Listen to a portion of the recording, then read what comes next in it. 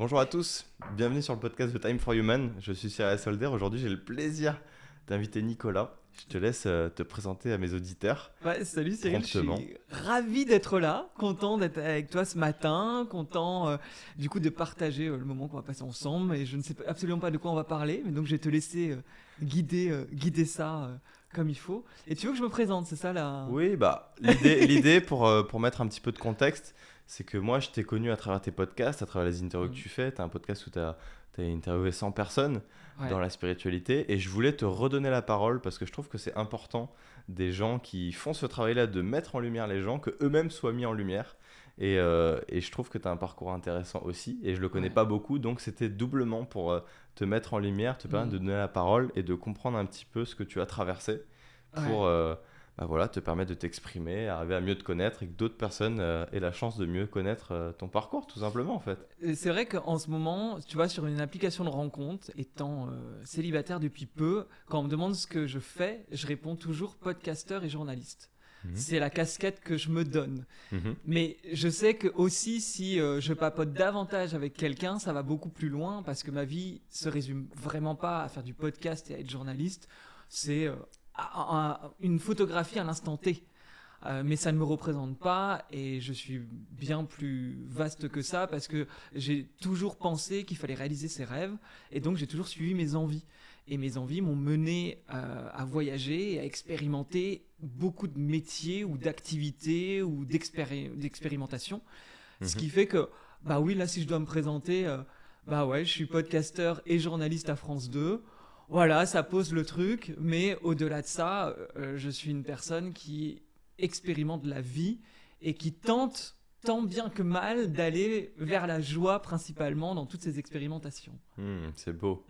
C'est intéressant que tu dis ça parce qu'on n'a pas placé des termes.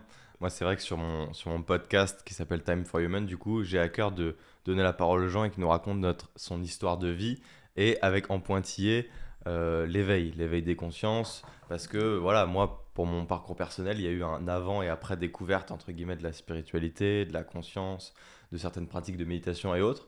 Et c'est vrai que quand je vois des personnes qui viennent d'autres domaines, moi, je suis ingénieur à la base, moins cartésien, peut-être moins normé, il y a cette fluidité. Et je ne pose pas la question de c'était comment avant ou comment est-ce que tu as découvert le domaine dans lequel tu poses des questions sur le podcast. Parce que c'est quand même des gens qui sont souvent dans le même domaine que tu interviews dans le podcast, en lien Hmm. avec la spiritualité, la découverte de soi, ce genre de choses, du moins. Oui, oui, alors c'est le cas, bien que justement, je crois que j'ai ouvert la porte du podcast en invitant des personnalités qui clairement sont dans la spiritualité, mais je me rends compte que j'ai envie d'aller bien plus loin parce que parler du sens de la vie, en fait, à n'importe qui, on peut évoquer la question et une personne a un avis. Et même quand je parle des fois à mes parents, que ce soit mon père ou ma mère, quand des fois même je doute sur certaines choses, et pas plus tard qu'hier, ma mère me parlait, j'étais là, mais j'ai tellement envie de l'interviewer, parce qu'elle a tellement des Faut le choses à faire. raconter sur sa vie. Et oui, je pense que je le ferai. Hmm. Ça me... En fait, je me rends compte que des fois, je vais te faire une confidence, des fois je m'ennuie avec des experts dans la spiritualité ou le développement personnel, parce que j'ai l'impression d'écouter un livre audio. Hmm. Et moi, j'ai besoin de vrai. J'ai besoin d'authenticité, j'ai besoin d'avoir des gens qui me parlent avec leurs tripes. Et ça me manque des fois quand j'ai pas ce truc-là. Et ça m'est arrivé, alors j'ai tendance à aller vers les gens qui brillent, parce que ça m'attire. J'ai toujours dit que ce podcast a été créé pour interviewer Madonna un jour. Donc tu vois, on est très loin quelque part de la spiritualité. Et Mhm. pourtant, Madonna est sûrement une artiste des plus spirituelles. Elle en a quand même fait un album. Mhm. Donc il y a quand même quelque part un côté spirituel. Mais au-delà de ça, je me rends compte que ceux qui, justement, là où j'allais des fois chercher des gens qui brillaient, ben ils brillaient plus autant Mhm. une fois que je les avais interviewés. Ouais, ça perd de sa saveur, ouais, c'est sûr. C'était un Ça peut. fantasme que j'avais sur Ouais. certaines Il personnes. y a une idéalisation, si on Mm. peut dire, des personnages et des idoles, ouais. Et Mais j'ai envie de te dire... Ouais, vas-y, termine. Excuse-moi, je t'ai coupé. juste, je me souviens d'un jour où j'ai été voir un des shows de Drag Race. Pour ceux qui s'y situent, c'est un show de drag queen qui est arrivé en France il y a 3 ans et D'accord. qui cartonne, et ils font des tournées qui cartonnent aussi. Et c'est en allant voir l'un des shows, il y avait un danseur sur scène et il dégageait énormément de choses. Mhm. Et c'est un danseur dans un show de drag queen. D'accord. C'est-à-dire qu'on est très loin de la spiritualité. Et je lui ai fait une demande pour faire une interview et qu'il a accepté. Mais c'est une masterclass qui m'a fait le mec. 23 ans, masterclass de développement personnel, de connaissances personnelles, de je ne sais rien et j'apprends tout le temps, et de comment, moi, maghrébin, homosexuel, j'ai réussi à venir à Paris et à briller dans mon unicité après avoir perdu mes deux meilleurs amis dans un accident de voiture qui m'a fait comprendre que la vie, c'était maintenant et pas demain. Et donc, je décide de me lancer en étant danseur. Et aujourd'hui, c'est Simba dans la comédie musicale Le Roi Lion à Ottawa Lager. Et c'est cette puissance de vibration et d'aller au-delà de ses rêves. Et en fait, il vibrait ça sur scène. Et c'est pas quelqu'un. C'est ça qui t'a attiré chez lui. Et c'est pas quelqu'un qui fait des conférences, tu vois, de gourou. Mais c'est quelqu'un qui va te parler avec passion, qui va te donner ses challenges dans la vie, qui va te dire, moi quand j'ai le premier rôle, derrière en coulisses on va dire, c'est quoi ce rebeu qui a le premier rôle parce qu'il est pas blanc, il le mérite pas. Et en fait c'est comment il a réussi à dépasser tous ses préjugés pour réussir. Je comprends que ça te fasse vibrer. Mais voilà, la spiritualité en fait je la vois sur plein des aspects selon les gens finalement. Et toi du coup ça me donne le pont. Qu'est-ce qui toi te fait vibrer ? Pourquoi tu fais ce que tu fais et qu'est-ce qui t'anime dans la vie ? Question très ouverte volontairement. Waouh. Je pense que ce qui m'anime, c'est la découverte et l'expérimentation. Finalement, j'ai tendance à m'ennuyer assez vite. Donc, je fais beaucoup de projets parce qu'une fois que j'atteins le top de ce que je pense pouvoir avoir atteint dans un projet, je le clôt et j'ouvre une nouvelle page. Ce qui n'est pas toujours évident à gérer parce que je repars toujours à zéro, tout le temps. Quand j'étais adolescent, j'ai fait de la musique. Je voulais faire Bercy. Au final, j'ai pas fait Bercy, j'ai fait l'Olympia. Mais j'ai atteint un niveau, tu vois. C'était déjà pas mal pour moi qui suis breton, qui vivait dans les champs, si tu veux. Okay. Déjà, l'Olympia, c'était un gap. Et il y avait ce truc de super, j'atteins l'un de mes rêves. Ensuite, je fais des clips, je fais des concerts. Et puis à un moment donné, la flamme s'éteint petit à petit. Je vois que ça devient plus compliqué, que je gagne pas forcément d'argent. Je vois qu'il y a de plus en plus de télécrochets et que je me dis j'ai pas le niveau, j'ai pas leur unicité. C'est un jugement que je place sur moi, mais en tout cas, c'est ce que je me dis dans ma tête, c'est la petite voix. Et puis je me dis de toute façon, si je remplis pas Bercy, ça ne m'intéresse pas. Mon objectif, c'est Bercy. J'ai fait l'Olympia, je suis content. Maintenant, on va passer à autre chose. Alors, évidemment, là, je te parle avec le recul. Ça passe par des moments de doute, de crainte, de peur, de qu'est-ce que je veux, quel est le sens de ma vie. Et c'est un voyage en Inde qui m'a permis de tourner C'était quand Aujourd'hui, j'ai 38 ans. J'avais 30 ans. D'accord. Quand je suis parti en Inde, où je terminais un chapitre de musique qui a quand même pris 15 ans de ma vie, mélangé au journalisme télé, donc très people, quelque part. Enfin, quand je dis people, c'est les caméras, c'est les lumières. Donc, on était quand même dans un monde très parisien, presque bobo, tu vois, quelque part. Où là, la spiritualité, c'est pas quelque chose qui me parlait plus que ça. J'aimais beaucoup les livres de développement personnel. D'accord. Que tu trouves en tête de gondole à la Fnac. J'aimais bien ça. Je trouvais que ça résonnait en moi quand je voyais comment provoquer la chance et que je lisais le livre et que j'étais là, c'est ce que je fais au quotidien. Mais pas forcément profondeur, quoi. Non, et puis en fait, qu'est-ce que je faisais au quotidien ? Je suis souriant, je suis communicant. Ça se voit, oui. J'ai envie d'aller vers les gens et en fait provoquer la chance. Dans ce livre, c'était ce qui était inscrit. Enfin, finalement, c'est l'ouverture au monde, c'est comme ça qu'on la provoque. Donc, c'était presque ça va, je suis dans le bon chemin, tu vois. Et à 30 ans, je bossais sur l'émission avec Evelyne Thomas, C'est mon choix. Okay. Donc une émission de témoignages où des gens venaient raconter. Alors là, on est très très loin de la quête. Hyper émouvant. Hyper émouvant ? Non, Alors, je confonds avec l'émission que tu fais actuellement. Exactement. Pardon, excuse-moi. Là, j'ai pas l'historique. Faustine Bollard, ça commence aujourd'hui. Là, on a eu, pour ceux qui connaissent... souvent, il y a des gens qui pleurent, c'est pour ça. Oui, moi, j'avais en tête ça, mais excuse-moi. Non, j'ai switché. Mais en fait, beaucoup de gens confondent parce qu'ils voient toute la partie témoignage France 2 qu'il y a depuis 15 ans. En fait, à 14h, tu as l'émission de témoignage émouvante.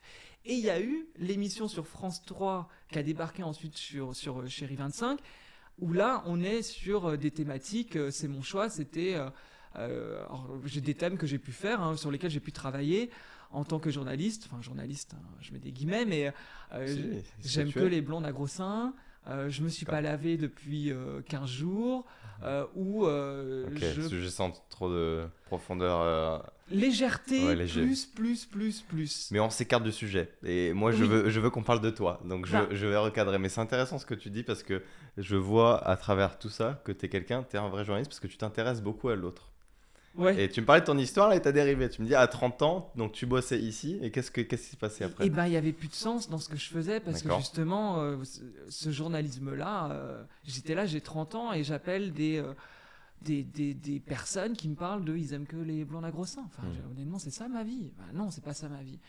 Et je me souviens d'être chez moi, dans mon appartement, avec ma guitare, le soleil un jour, et d'avoir comme une intuition, je vais partir en Inde faire de l'humanitaire. Mais ça sortait de nulle part. De nulle part. Il y avait... j'avais pas regardé des reportages sur le sujet, c'était pas mon sujet de prédilection au bureau, hein, tu l'as compris. Non, il y avait rien qui me prédisposait, qui m'amenait à ce sujet-là. En fait, j'ai pas trop réfléchi, j'ai trouvé une association et j'ai pris mes billets et 4 mois plus tard, j'étais en Inde. C'est parti. Et je suis parti un 1er janvier et ça a été une... Nouvelle année, nouvelle résolution, départ en Inde. Ouais, totalement. Okay. Et face à...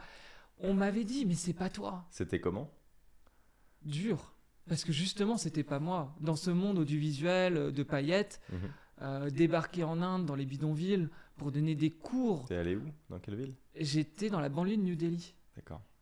Donc, banlieue de New Delhi, c'est pas, on n'est pas dans les quartiers les plus jolis. Enfin, l'Inde, il peut y avoir un côté très beau et très aventureux. Enfin, on peut s'aventurer quelque part dans un Inde touristique. La banlieue de New Delhi, dans les bidonvilles, on n'est clairement pas... Qu'est-ce que ça t'a permis de découvrir sur toi? Parce que c'est vrai que le choc est tellement immense. Moi, j'y suis allé l'année dernière aussi. Ouais. 2 semaines. C'est vrai que pour les Français qui nous regardent et qui ne sont jamais allés, c'est un choc culturel dès le moment où on pose le pied là-bas. Mais du coup, qu'est-ce que ça t'a provoqué en toi, chez toi? C'est ça qui est intéressant. Quand tu as vécu le voyage et que tu l'as intégré après. Ça m'a connecté à l'enfance. Ok. Bizarrement, parce que j'étais pas forcément... moi, les enfants, ça me parlait pas trop. Et de donner des cours de maths et d'anglais. J'ai donné des cours de maths, j'ai fait un bac littéraire. D'accord. Je suis sorti de ma zone de confort. Totalement. Pas d'eau chaude, une douche au seau d'eau, face à des enfants, je suis pas à l'aise avec les enfants, je donne des cours de maths, j'ai fait littéraire, enfin, il y a rien qui est cohérent avec qui je suis. Il y a rien. Du coup, c'est rentrer dans un truc où t'es jamais à l'aise. Le quotidien, t'es pas à l'aise, les cours, t'es pas à l'aise, les enfants, je suis pas à l'aise. C'est me retrouver à devoir faire apprendre la division à des enfants et ne plus savoir comment on fait. Ah oui, t'oublies avec le des temps. Moments de solitude comme jamais, à devoir t'adapter. Et donc l'Inde m'a appris à m'adapter et m'a montré qu'on est, enfin en tout cas que je suis adaptable. Et que je sais, pour le coup, vivre des expériences. En fait, je trouverai toujours une solution avec le sourire, avec une énergie, d'être présent. Et ça a été la première chose, de me rendre compte que je suis adaptable, que j'adore voyager, que j'adore les autres cultures, que j'adore l'Inde, puisque je suis tombé amoureux de l'Inde à ce moment-là. Et ça en est suivi 6 mois d'Asie. Ah oui, d'accord. T'as enchaîné après, du coup? J'ai enchaîné avec la Malaisie, le Vietnam, les Philippines, Hong Kong, le Japon, et je suis retourné en Inde, qui était mon pays coup de cœur, et je voulais terminer avec un voyage en Inde. Tout ça à la suite? Ou t'es revenu entre-temps? Non, tout ça à la suite, en 6 mois. Ah ouais. D'accord. Ça a été un gros voyage en sac à dos tout seul? Alors non, l'humanitaire, j'étais seul. Vietnam, j'ai retrouvé mon meilleur pote. Enfin, Malaisie et Vietnam, j'ai retrouvé mon meilleur pote qui m'a rejoint. Ensuite, on est parti retrouver mon ex. Alors, c'était mon mec à l'époque. T'avais mais, ton fil rouge, en tout cas, ouais. Voilà, qui nous retrouvait. On a fait 3 semaines ensemble. Ouais, c'était catastrophique d'ailleurs, le truc à 3. C'est ça qui est beau dans le voyage. C'était plus simple à gérer l'humanitaire avec des enfants, avec rien, que gérer Tes propres relations, ouais. mon compagnon et mon meilleur ami en même temps à ce moment-là. Aujourd'hui, avec le recul que j'ai sur moi, ça se passerait plus du tout pareil. Mais à l'époque, sans avoir travaillé sur moi et avec mon ego de l'époque, c'est pas du tout passé. Enfin, nos égos. Qu'est-ce que ça t'a appris justement sur l'ego? Moi, ça m'avait mis une grosse baffe, l'ego. Quand je suis allé en Inde. Je suis revenu, j'étais plus le même, du tout. Ça m'avait beaucoup fait redescendre. Là, j'étais déjà passé en Inde, mais on va dire que c'est le travail que j'ai fait par la suite. Mais je dirais que à cette époque, sûrement, je me regardais beaucoup le nombril. Je voulais être au centre. Et l'Inde a été une expérience. Mais il y a après comment tu gères cette expérience dans ta vie avec des gens que tu connais. Comment tu l'intègres en fait. Exactement. Et là, avec mon ex et mon meilleur ami, fallait que ce soit comme je le veux, comme j'en ai envie. Et je pense que c'est quelque chose qui a beaucoup évolué dans ma vie. Mais voilà, à ce moment-là, ça a été comme ça. Après, tu vois, les Philippines, c'était top. Hein, je regrette pas. Et ensuite, j'ai continué justement avec mon compagnon de l'époque. Et je lui ai dit, il faut qu'on parte en Inde. Je veux te faire découvrir ce pays incroyable. Et on a fait un tour du Rajasthan. Ah, génial. Et c'est là que j'ai mis mon premier pied, quelque part, dans une forme de spiritualité, puisque j'ai voulu faire un ashram. Ah oui. Et j'ai débarqué à Rishikesh. D'accord.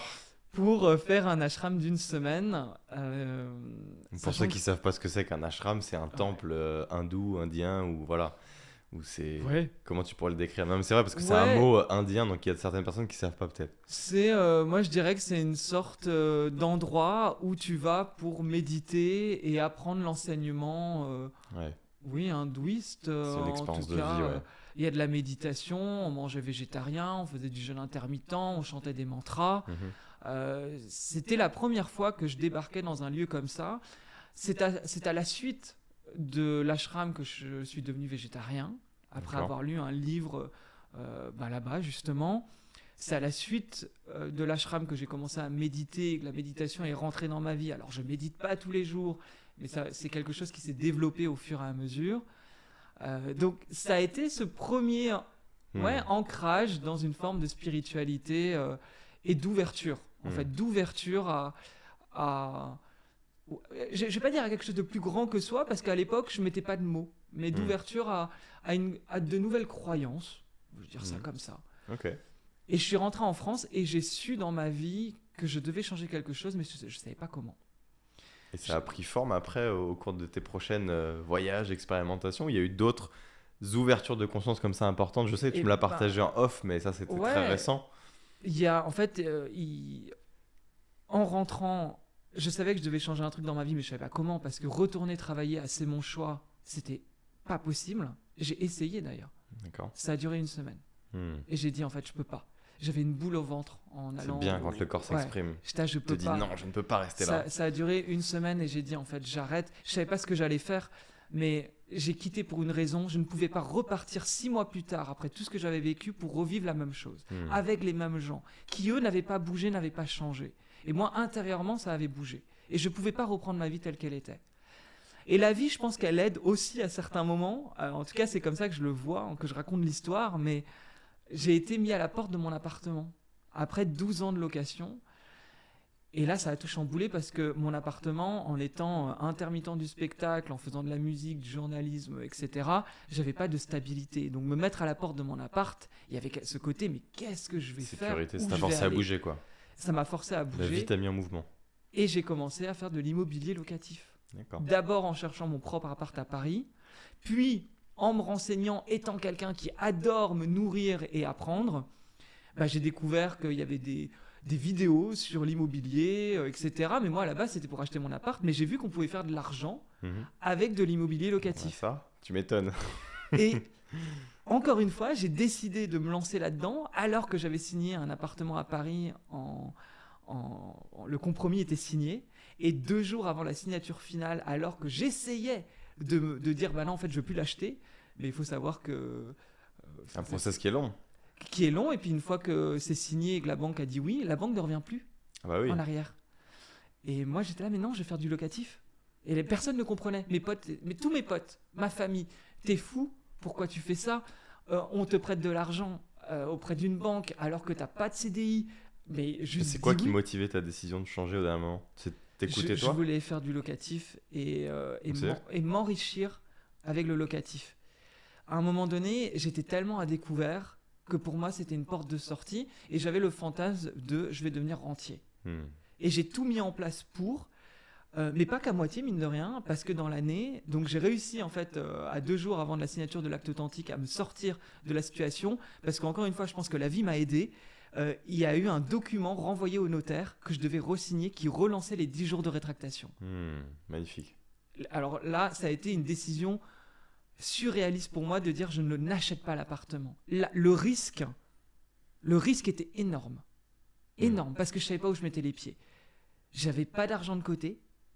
J'étais toujours en intermittent du spectacle. Je rentrais de 6 mois de voyage en Asie et j'annonçais à tout le monde je vais faire du locatif. Mais personne n'y croyait. Personne. 3 mois plus tard, j'achetais mon premier appart en Bretagne à 15% de rentabilité. 10 mois plus tard, le deuxième appart à 12% de rentabilité. 1 an plus tard, un troisième appartement Ah à oui. 12% de rentabilité. T'as enchaîné, dis donc. Et j'enchaînais, je faisais que ça. Et je me suis lancé avec un Instagram, un YouTube, où je parlais de mes investissements. Et je suis devenu coach en investissement locatif, à D'accord. faire des séminaires autour de l'investissement immobilier et à montrer ce que je faisais dans l'immobilier. J'ai gagné beaucoup plus d'argent. C'était à l'époque, l'immobilier m'a triplé mon salaire. Je vendais des formations et du coaching que je vendais plutôt cher. Mhm. Et j'ai eu cette vie que je ne pensais jamais avoir. Et tout ça vient du déclic que tu as eu dans l'ashram, tu penses? Ou le voyage, l'impulsion que tu avais quand après tu as intégré toute cette mise en action? Je peux pas l'expliquer, pour moi c'est un enchaînement de je pars en voyage, je veux changer ma vie, je sais pas comment, on me met dehors, je T'avais tombe sur l'impulsion, l'immobilier. Du coup j'essaye, j'ose et je tente et j'expérimente, même si on me dit que c'est pas possible. Mhm. Et donc je fais 3 ans d'immobilier comme ça, sauf que dans l'IMO, le truc qui ressortait beaucoup dans l'entrepreneuriat, c'était le fameux mindset, l'état d'esprit, les croyances Le limitantes. mindset. Donc j'ai commencé à me renseigner beaucoup là-dessus, et de fil en aiguille, la spiritualité a commencé à toquer au carreau. Mhm. Parce que dans le développement personnel, on flirte très Ah oui, souvent. c'est l'antichambre un peu. Ça me fait rigoler Ouais. quand j'entends les entrepreneurs, tu sais, moi j'ai été entrepreneur avant, qui te parlent de mindset et qui te disent oui, c'est les croyances limitantes, c'est ceci, c'est cela, mais qui n'ont jamais vraiment trop poussé la porte de la spiritualité, ils se rendent pas compte qu'il y a un monde encore plus grand derrière. Et c'est Exactement. souvent ça qui se passe quand tu rentres par la petite porte du mindset et après, waouh, tu découvres que c'est super grand. C'est exactement ça. Et là, en fait, mon meilleur ami s'est fait virer de son taf. Et lui, il a commencé à expérimenter les cercles d'hommes. D'accord? Il faut savoir que mon meilleur ami, ça fait 12-13 ans qu'on se connaît. On était les petits mecs de la vingtaine avec les boulots sympas qui sortaient. On sortait le soir. Moi, je faisais de la musique. Il m'accompagnait sur les tournages de clips. Enfin, à nous deux, on était très très loin de tout ça. Ok. Mais bizarrement, moi, quand j'ai fait un virage à 180 degrés dans l'immobilier et que j'ai commencé à travailler mon mindset, lui a été viré et il a commencé à faire des cercles d'hommes et à expérimenter l'ayahuasca. D'accord. Moi, je le prenais pour un fou. C'est vrai, à Il me l'époque. racontait ça, j'étais là, mais t'es complètement taré. Mais en même temps, moi, j'étais taré aussi. J'étais dans mon immobilier, tu vois, dans le côté des changements. Fallait s'accompagner. Je crois que même dans la vie, faut accepter que les gens changent. C'est une question de point de vue, après de croire que quelqu'un est taré parce qu'on l'a pas encore expérimenté. Des années après, on change de point de vue et on se dit en fait, il était pas si taré que ça. Ah, bah, Et c'est marrant que tu ouais. dis ça parce que moi-même, il y a 10 ans, j'entendais parler de ce genre de choses, je me disais, mais ils sont complètement fous. Et j'ai Ouais. fini par le faire. Et on est là aujourd'hui, et toi aussi, tu as fini par le faire. Et c'est ça qui est drôle. Avec mon meilleur ami Hmm. qui m'a embarqué. Un jour, il m'a dit tiens, je veux refaire une séance Comme d'ayahuasca. quoi. L'ouverture d'esprit, c'est vraiment une question de point de vue et de comment on se place et de maturité et de timing aussi. Et oui, totalement. Et moi, je vais être honnête avec toi, j'étais arrivé à un stade où j'avais plus de sens dans ce que je faisais. j'adorais tout ce que j'avais construit. Mhm. En 3 ans, les investissements, j'avais créé un nouveau relationnel, des nouveaux amis, un nouvel Instagram. J'étais parti de zéro, un Instagram à plus de 10 000 abonnés. Encore une fois, c'est très niché, c'est l'immobilier quand même, tu vois. Mais il y avait un truc où j'avais recréé un autre monde. J'avais fait de la musique, très bien. J'avais à l'époque tout un entourage musical. Et ben là, j'avais tout un entourage d'entrepreneurs et d'immobilier. Mais je perdais, enfin, à un moment donné, j'étais là, mais qui suis-je? Où vais-je, quoi? Perdre ton fil rouge de toi-même, ton propre chemin de Ouais. vie. Gagner de l'argent. Oui, c'est génial parce que ça ouvre des ouvertures sur qu'est-ce qu'on veut faire. Ben, on peut facilement, du coup, les faire puisqu'on a l'aspect financier. Mais si on ne sait plus quoi faire. Là, on se perçoit en fait. Ouais. Et donc, quand il m'a dit, ben, écoute, viens faire de l'ayahuasca, j'ai dit, je vais voler avec des dragons dans la forêt amazonienne et je vais trouver le sens de ma vie. Très bien, moi ça me va. Il y avait un truc, j'ai regardé du coup sur internet toutes les reviews, tous les avis, toutes les expérimentations de gens qui ont fait de l'ayahuasca. Mhm. J'ai été complètement, mais boulimique De comprendre, oui, d'avoir des retours, etc. de l'expérience des autres, L'expérience des autres, ok. qui a totalement foiré mon expérience. Ah, il faut. Moi, si je dirais aux gens qui nous écoutent, qui sont intéressés par le faire un jour, et je fais un gros disclaimer, c'est pas quelque chose qui est anodin, ça a un gros impact sur la vie, et c'est même dangereux. On est quand même en France, c'est pas autorisé en France. Voilà. Intéressez-vous à ce que ça fait au corps et pas spécialement à l'aspect subjectif de qu'est-ce qu'ont vécu les gens. Parce qu'en fait, l'expérience est unique pour chacun. Et j'en dis pas plus. Et je peux le dire que moi, il ne s'est rien passé. Eh ben, c'est peut-être qu'il ne devait rien se passer. Je suis arrivé avec mon intention, avec la chamane, c'était je veux trouver l'alignement et l'authenticité. D'accord. Mais c'est une belle intention. Ouais, il ne s'est rien passé aux 2 cérémonies, mais rien. Quand je te dis rien, Ouais, rien c'est de qu'il ne rien, devait rien de se rien. passer. J'ai trouvé ça très chiant, très long. Et en fait, à l'époque, la chamane m'avait dit, mais qu'est-ce que la plante va te montrer alors que tu incarnes déjà une authenticité et qu'en soi, ton alignement est déjà là, non. c'est juste que tu veux pas C'est l'avoir. qu'elle t'a donné la réponse.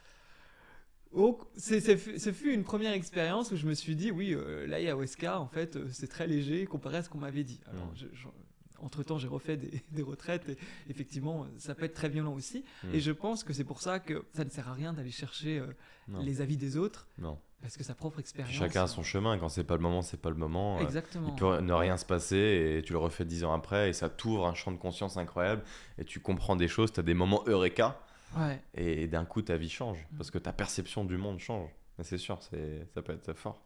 Et c'est donc là où on arrive finalement aujourd'hui. Alors forcément, c'est résumé, mais à un moment donné, je me souviens de faire une grosse conférence devant 600 personnes à Rennes sur l'investissement IMO. Je parle devant tous mes mentors. D'accord. Un truc incroyable. C'est-à-dire en 3-4 ans, je parle devant les gens qui m'ont fait investir, ces gens que j'admirais. D'accord.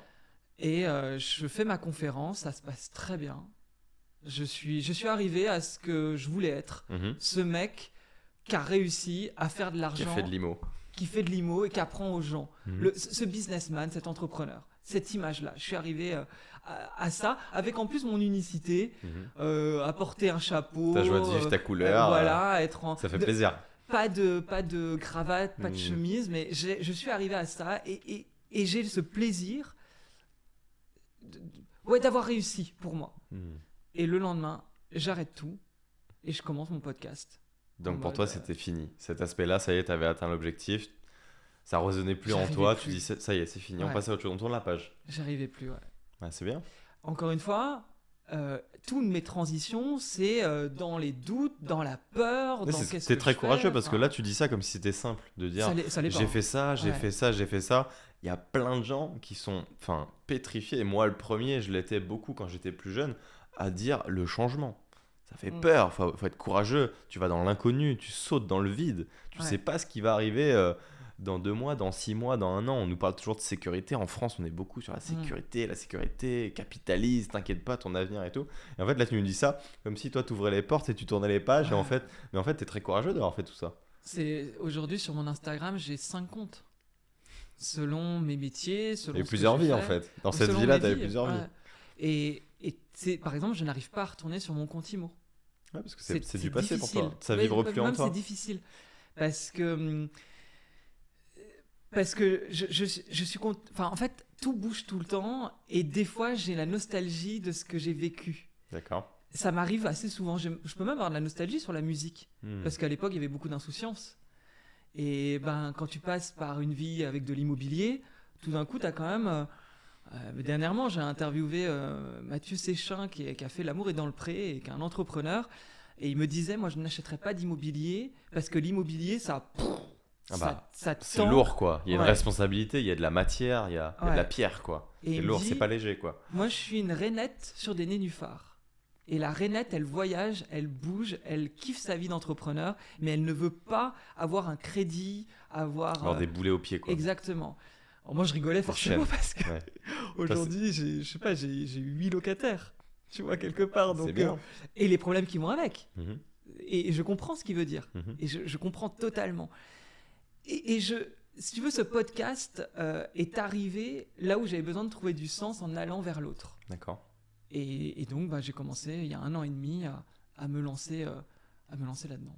C'est génial. Mais moi, je trouve que c'est grâce à ça que je t'ai découvert et qu'on s'est rencontrés d'ailleurs pour la petite histoire au Salon de la Spiritualité. C'était en septembre. Là, on tourne ça, on est en novembre, en décembre même déjà.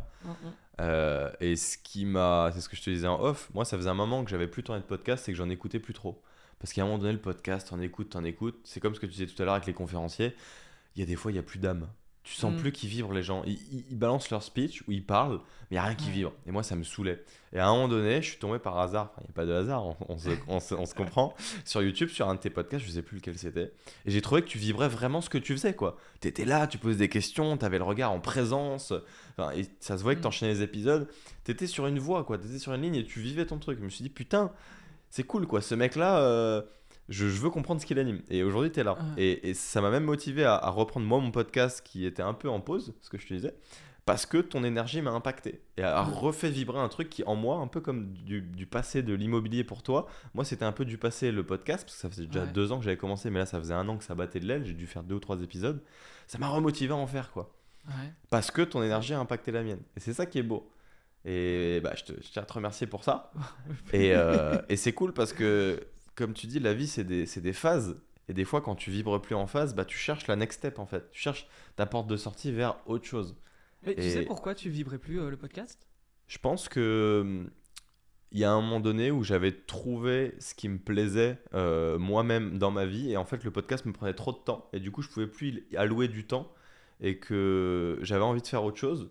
Et que la seule raison qui me ferait revenir sur un podcast, m'asseoir, mettre la caméra, les micros, tout préparer, faire la com, etc., c'est d'avoir quelqu'un avec qui je vibre complètement, aligné, et qui vit des expériences de vie et qui soit sur la même fréquence que moi. Et que j'ai envie de le partager, j'ai envie de le vivre en fait.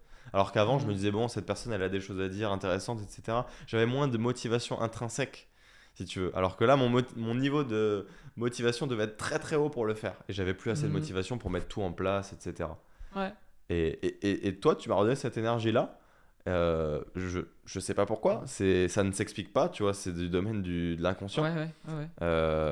Mais voilà, c'est comme ça que je le perçois en tout cas.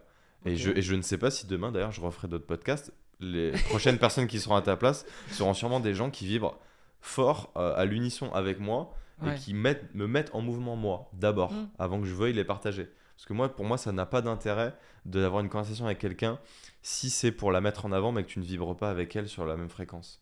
Moi, tu as des choses que tu as eues dans ton parcours, tu vois, l'Inde, l'ayahuasca, puis même d'autres expériences, puis ce que tu partages humainement, toi qui tu es, ça vibre avec moi. Et donc, j'ai envie de te mettre en avant, j'ai envie de parler avec toi, et j'ai envie de te découvrir. Et ça, je pense que je l'avais perdu au cours du chemin des podcasts. Et je l'ai retrouvé un petit peu. Et parce que j'ai trouvé peut-être plus de profondeur dans ce que je fais dans la vie de tous les jours, c'est-à-dire faire des constellations familiales, je facilite, organiser des retraites, faire de la méditation, c'est des moments où même du coaching en 1v1, c'est des moments où je plonge dans la personne et où il y a quasiment que de l'authenticité.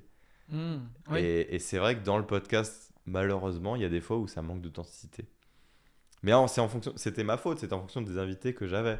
Et donc, c'était moi qui m'étais perdu, un peu comme toi t'as pu te perdre dans le passé, moi je m'étais perdu je pense là-dedans. Mais t'es toujours dans l'humain en fait, quelque part en fait, quand tu fais tes constellations, quand tu fais du coaching, t'es en one-to-one, et c'est comme si quelque part dans le podcast tu devais retrouver cette énergie de l'intimité, en fait de l'intimité que t'as dans tes sessions privées. C'est ce que tu me disais avant qu'on mette les caméras et le micro, c'est que c'est une discussion entre amis qui est filmée pour qu'on partage. Mais c'est une discussion qui est fluide, on n'est pas là à la télé à défendre notre bout de gras en fait. Et moi, Ouais. c'est ça que j'aimais bien. Et à un moment donné, je pense que je l'avais perdu. Je sais pas pourquoi. À force de. Bah, c'est aussi les réseaux, c'est aussi le monde dans lequel on est. Les gens regardent, like, commentent et tout. Fuck it. Moi, je le fais parce que j'aime ça en fait. Et cette flamme-là, elle est importante quand elle s'éteint. Elle s'était un peu éteinte chez moi. Et là, elle s'est rallumée. Il faut faire attention parce qu'elle s'éteint, elle se rallume. Enfin, chez moi, je parle de chez moi en jeu. Elle s'est éteinte assez rapidement et elle a eu du mal à se rallumer. Et je sais qu'elle peut se réteindre et qu'il faut la garder allumée. C'est pas évident. Sachant qu'encore une fois, rien, pour moi, hein, rien, il n'y a pas de long fleuve tranquille. Oui, bien sûr. Dans le sens que j'ai une amie, on est nés le même jour et on a beaucoup de points communs. Et elle s'est souvent comparée en mode ah, mais avec toi, tout est facile. Et je lui ai dit, et souvent maintenant, on est potes, donc elle me connaît bien, hein, mais je lui dis, mais non, non. Et même avec le podcast, quand on regarde les réseaux sociaux ou mon YouTube, on va se dire, ah ben oui, ce mec-là, il a son podcast, ça fonctionne, il a des invités, on va dire, de qualité, enfin ça dépend ce qu'on appelle des Ouais. invités de qualité, mais voilà, c'est ce qu'on peut se dire. Les écoutes marchent bien, etc. Mais par contre, c'est plein de doutes. Il y avait des Ils doutes. le voient pas, ça, les gens. Non, ils ne le voient pas. J'ai mis 6 mois à choisir le nom du podcast. Et à ne D'accord. pas le lancer parce que j'étais pas sûr Super entre intéressant. Oser by Nico à l'impératif et Oser by Nico à l'indicatif. L'indicatif, ouais. Le verbe Donc, ER. Ok. Voilà, ER ou EZ. Waouh, d'accord. 6 mois à faire du C'est coaching, énorme. de me parler à ma psy. Et qu'est-ce qui te bloquait? Honnêtement, même aujourd'hui, je sais même pas ce qui me bloquait réellement. C'était une excuse peut-être de pas Ouais. lancer le projet. Il y avait peut-être de la peur et tout. Enfin, c'est. J'avais enregistré 25 épisodes sans le lancer. Ah ouais, J'avais 25 épisodes. Ouais, qui Je crois était que tu dans... dois être le 25e là. Moi. Ah. Enfin, 25 c'est long, c'est Ah ouais. beaucoup de travail. J'ai lancé mon podcast avec 2 interviews par semaine parce qu'il fallait que j'écoule Waouh. les épisodes. Ah, ça me choque. Et à la fois Ouais. ça me choque, mais positivement, je me dis waouh, en fait, t'as fait beaucoup, t'étais dans l'action, Ouais, mais t'avais pas assez de confiance pour te dire j'expose. ouais, T'avais énormément fait, comme les gens qui font plein de trucs en off, qui ne disent jamais rien de toute leur vie. Quand tu leur poses des questions, ils disent j'ai fait ça, j'ai Mm. fait ça, j'ai fait ça. Pourquoi tu l'as jamais dit en fait? Il y a Et- des gens comme ça m'épate à chaque fois quand j'en rencontre des gens comme ça. Je me dis mais comment tu peux garder autant Oui. de choses pour toi avant de juste les partager au monde? Et ce qui était intéressant, c'est que à l'époque, le podcast n'existait pas. Et pourtant, Mm. j'avais des oui. Et j'avais des oui de personnalité avec un peu de notoriété. Mhm. Je me souviens que j'étais allé au Salon Zen et j'allais voir les gens qui parlaient, qui faisaient des conférences. Et j'allais les voir à la fin et je leur proposais le podcast. Le podcast n'existait pas. Parce que ça, c'est parce que t'as de l'audace et que tu Bah, as un 100% des contact gens humain en fait. ouais, on dit oui. Non, ça m'étonne pas. Et je dis souvent que c'est la vibration. Hmm. C'est le truc où, quand j'ai investi dans l'immobilier, j'ai débarqué avec des cartes de visite avec marqué investisseur immobilier et je donnais ça aux agents. Je n'avais jamais investi. Ouais, mais t'incarnes. Exactement. Quelqu'un qui te connaît pas, il sait J'incarnais, pas s'il faut, t'as 10 ouais. millions d'IMO et ça fait 10 ans que tu fais ça ou 20 ans. Ouais. Et honnêtement, c'est ce qui m'assure à chaque fois ce côté, bah, je le fais. Cette assise, ouais. Et le podcast, bon, bah, j'y allais, je demandais, les gens me disaient oui ou d'envoyer un mail, mais ça se faisait toujours. Et toi, au fond de toi, t'as ce syndrome de l'imposteur ou quand tu incarnes une nouvelle personnalité ou une nouvelle identité, quand tu évolues, quand tu fais de l'IMO alors que t'étais musicien, quand tu fais du podcast, comment tu t'arrives à passer ça? C'est intéressant parce qu'il y a beaucoup de gens qui bloquent là-dessus, qui voudraient se lancer et qui arrivent pas en fait. Il y a un truc intérieur qui les bloque ou alors ils le font mais ils le font qu'à moitié, ils le font pas à 100%. Tu vois? Mm. Il y a ce truc de je suis dans la retenue en fait, tu vois? Je dirais qu'il y a peut-être une ambivalence là-dessus parce que je peux manquer de confiance en moi et d'estime personnelle, mais en même temps, j'ai un truc de quand je me lance, forcément ça va marcher. Quand je vais demander à la personne, est-ce que tu veux venir dans mon podcast? J'attends pas de non. Hmm. Pour moi, c'est Tu évident. pars gagnant, ouais. Ah bah elle va dire oui. Et dans ma tête, elle serait bête de pas dire oui. Bien sûr. C'est l'histoire que C'est je une me raconte. opportunité, ouais. Mais l'énergie, elle est comme ça. Donc les gens, quand je vais les voir, et je vois très bien parce que en ce moment, j'essaye d'avoir d'autres personnalités qui sont un peu plus dures à avoir. Mhm. Et là, ça devient de plus en plus dur parce Ouais. que Elles sont sollicitées, ouais. elles sont sollicitées. Et je dirais, il y avait de l'insouciance au début. Mhm. Aujourd'hui, ben, j'ai dépassé le million d'écoutes. Tu prends conscience, Il ouais. y a une centaine d'épisodes. Quelque part, Une pression presque qui s'installe. exactement. Ok. Il n'y a plus ce truc de toute façon, je suis pas connu, tout le monde s'en fout de moi, donc autant presque quelque part jouer le jeu que j'ai envie de jouer. Mhm. Comme avec l'immobilier ou comme avec la musique au début. Et On finit par se prendre au sérieux en fait. C'est ça qui est dans le piège, c'est ça. totalement. Et après, on n'a plus C'est- la même fluidité Ouais. et insouciance comme tu dis. C'est- Totalement. Bah, là, tu viens de dire un truc. Effectivement, je pense que à un moment donné, en tout cas pour mon cas, faut revenir à une simplicité Ouais. et arrêter de se dire que quand je poste une story, ça va être grave. Ah oui, mais je peux pas poster ça. Alors j'ai pu la poster il y a 1 an et demi. Aujourd'hui, j'ose plus. Hmm. Et pour un mec qui a un podcast qui s'appelle Osé by Nico, ne pas oser poster une story parce qu'il a peur du qu'en dira-t-on, c'est ridicule, tu vois. Mais effectivement, je pense qu'il y a mais l'être humain, j'ai l'impression, est très bon pour se prendre au sérieux sur beaucoup de choses. Une question de coaching que j'aime bien, c'est et si c'était facile, tu ferais quoi Ouais. dans telle situation? Et encore hier, je me posais la question. Et là, si c'était facile? Faut toujours se dire que c'est facile en fait. Il faut le faire comme si c'était facile. Ouais. Faut vivre comme si tu avais 1 million sur ton compte en te disant ça y est, je suis dans l'abondance, c'est simple, les gens diront oui, etc. Mais on a du mal. On se dit bah non, ça va pas marcher, ça va marcher. Mais c'est vrai ce que tu dis. C'est complètement vrai. Et pour moi, justement, l'énergie qu'on va mettre face à une situation ou à quelqu'un va quelque part même au-delà. Enfin, des fois, quand j'entends des gens dire ouais, c'est perché, je pense que l'énergie qu'on Pas forcément, dégage, ouais. de toute façon, quelqu'un qui fait la gueule contre quelqu'un qui est souriant, il y a une différence. Mais au-delà, dans un côté plus subtil, il y a aussi une différence de quelqu'un qui a envie, qui a faim, qui est motivé, qui incarne son projet, de quelqu'un qui est plein de peur, qui doute, qui se sent pas à sa place. Alors ça ne veut pas dire qu'on ne doute pas, mais il y a ce petit truc en plus d'incarner en fait, qui est ce qu'on veut d'accord. créer. Ça me parle, ça libère Ouais. aussi. Il y a ce côté de ouah, tu libères la bête, tu libères qui tu es et du coup ça avance. Mm. Moi je sais que j'ai été bloqué pendant des années à faire des projets, pas parce qu'il y avait le regard des autres ou quoi, mais je m'autorisais pas à lâcher la bête. Et là, plus j'avance sur mon chemin, et plus je m'autorise à faire des trucs que je me serais pas autorisé à faire. Et en fait c'est facile parce que c'est moi, c'est mon énergie. Parler avec les gens, faire des retraites, organiser des choses, faire des constellations, tout ça, on en a sous le pied. Et chacun a ses capacités là sous le pied. C'est juste qu'on ne s'autorise pas. S'autoriser, juste, c'est la plus grande des libertés, je pense. S'autoriser et faire parce faire. que tu vois, aujourd'hui, j'ai encore beaucoup de doutes, justement, même par mon podcast, etc. Et je sais que je dois faire attention parce que quand j'atteins des caps, je peux vite repartir à zéro. Ouais. Et là, je me dis, bon, le podcast, j'ai atteint un cap où, clairement, il y a 1 an et demi, si on m'avait dit que j'obtiendrais en tout cas ce résultat, j'y aurais pas cru, quelque part. Et en même temps, je ne veux pas m'arrêter là, mais je dois restructurer un peu. Sans quoi, j'ai peur de retomber dans... Ah, mais c'est comme un grand champion qui remet son titre en jeu. Nadal qui gagne 14 fois Roland Garros, à chaque fois il peut perdre. Mais il faut qu'il soit au top, et à la fois il faut pas qu'il se prenne au sérieux parce qu'il faut qu'il soit fluide. C'est ça qui est beau dans les gens qui arrivent à se renouveler, à se remettre en question. Et je pense que dans ce que tu viens de dire de tout ton parcours, t'as su te remettre en question aussi. Et je sais pas ce que tu feras dans 1 an, 2 ans, 3 ans, 10 ans. J'espère qu'on se recroisera. Et peut-être que s'il faut, tu feras plus le podcast, mais s'il faut, tu feras autre chose. Ou alors peut-être que tu auras continué, et que tu auras fait plein d'épisodes, et que tu auras déjà changé de sujet. Je ne sais pas en fait. Mais ça ne m'étonnerait pas que tu aies réussi à naviguer là-dedans. Moi, En travaillant sur moi, justement, je trouve que travailler sur soi peut apporter des clés. Et il y a quand même quelque chose qui ressort beaucoup. C'est le côté messager. C'est quelque chose qu'on m'a souvent dit dans différents contexte, on m'a dit à toi t'es un messager. Effectivement, avec de la musique, je passais un message. Quand je pars faire de l'humanitaire et que j'ouvre un blog sur l'humanitaire, je passe des messages. Et l'immobilier, j'aurais pu faire de l'immobilier dans mon coin.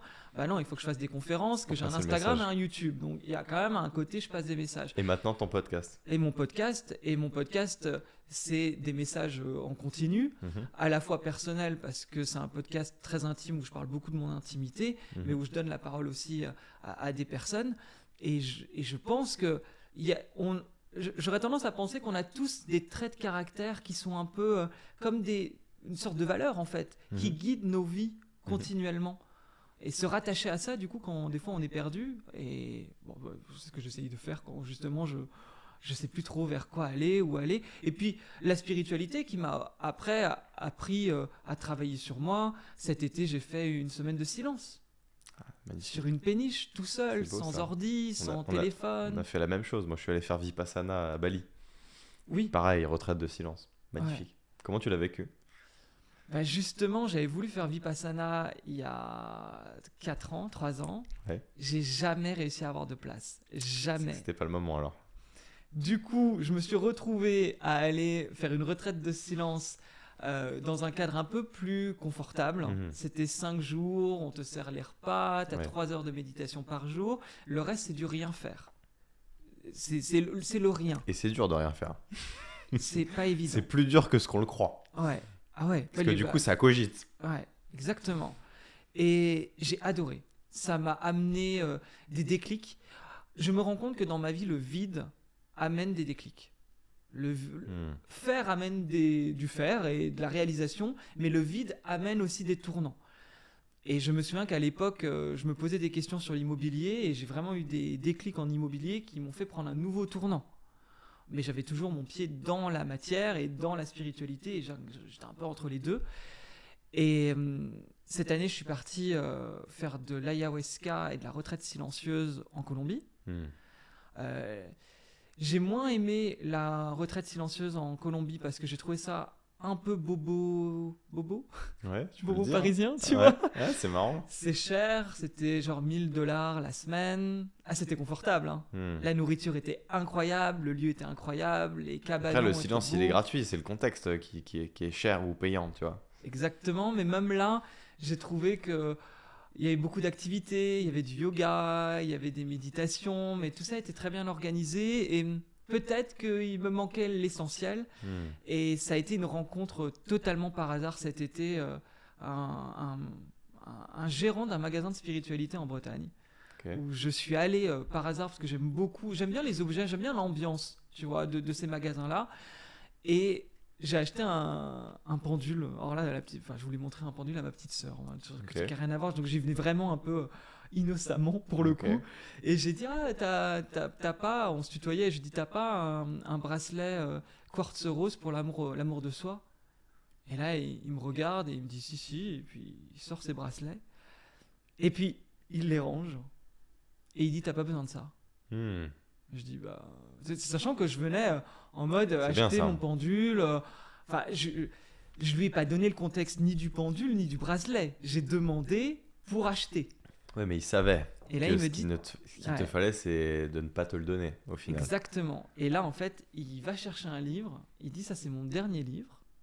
Et il me dit, mais je te l'offre. Et ça s'appelait Le silence à ses vertus.